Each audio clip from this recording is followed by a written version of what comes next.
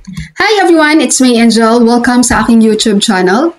Ang ating video for today ay napaka-importanting reminders para sa ating mga SSS members and pensioners para hindi po masayang ang contributions nyo with SSS guys pag nawala na kayo sa mundo. Meron tayong babasahing comment ngayon pero itago ko lang yung pangalan niya. Sabi niya, Ma'am, Papa ko naghulog siya sa SSS more than 3 years.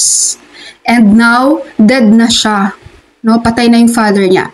Sabi ng taga-SSS, may makukuha daw kami na 20,000. Kaso ang problema, yung name niya sa SSS.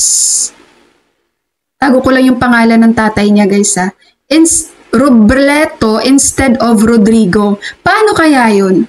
Nakukuha niyo yung points ko dito guys. Ang ibig ko pong sabihin, kaya ko share yung na-experience ng viewer na yun guys, ng anak ng member na namatay, para hindi din po mangyari sa mga naiiwan yung mahal sa buhay, sa mga naiiwan yung beneficiary ko yung SSS. Dahil mag-expect sila na may makukuha naman na death claim sa SSS, no? Pero hindi nila magagawa. Dahil pala, may problema sa records nyo. Yung pangalan nyo mali, o kaya yung last name nyo mali, o kaya yung date of birth nyo mali. Hindi talaga nila makukuha yan guys. Sayang ang contributions na hinulog mo, sayang yung pinaghirapan mo na hindi makukuha ng naiiwan mong pamilya dahil sa record mo na magulo. Hindi mo dito masisisi sa SSS guys, no? Ikaw as a member, dapat po obligation mo, responsible mo, na i-double check, tama ba yung records ko with SSS? Tama ba yung mga sinabit kong documents? Wala bang mali doon? Tama ba yung first name ko, yung middle name ko, last name ko, date of birth ko? Diba, paano kapag ang laki pala ng contributions mo with SSS guys, tapos nawala ka? No, lalo na kapag hindi ka pa nagpe-pensyon, hindi mo pa na-enjoy yung contributions mo with SSS. Let's say at the age of 55 na wala ka. At ang laki na ng contributions mo sa SSS, umaabot na ng 500,000, no? Meron dito umaabot na ng 500,000 eh. Umaabot ng 300,000, ng 400,000. At nawala ka nang hindi ina-expect.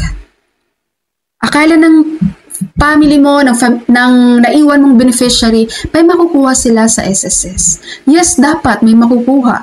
Kaso, pagdating sa process, iba ang pangalan mo na nandun sa documents na dala-dala ng beneficiary mo sa SSS pagdating sa SSS records. Ang daming paraan guys para ma-check nyo yan. Ngayon pa lang, habang maaga pa, no, hindi natin alam yung buhay natin talaga guys. Habang maaga pa, i-double check mo na ang record mo with SSS. Gumawa ka ng SSS online account. Doon pa lang sa paggawa mo ng SSS online account guys, makita mo na yung details mo doon.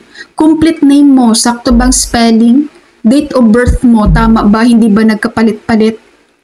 Nandun ang mga contributions mo, nandun ang mga loan payments mo. So yung history nandun, yung employment history mo, makikita mo dun sa yung SSS online account.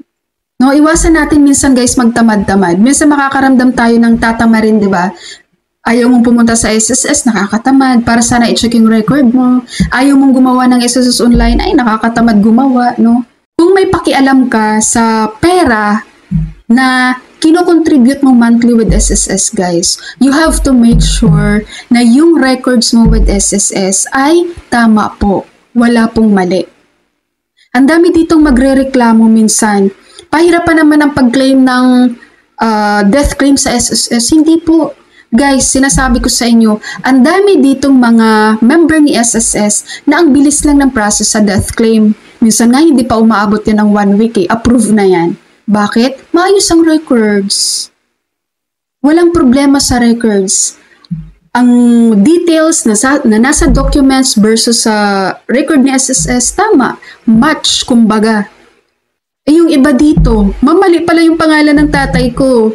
Mamali yung spelling. Dapat ganito yung spelling niya. Eh, sa SSS mali po, nagkabaliktad po.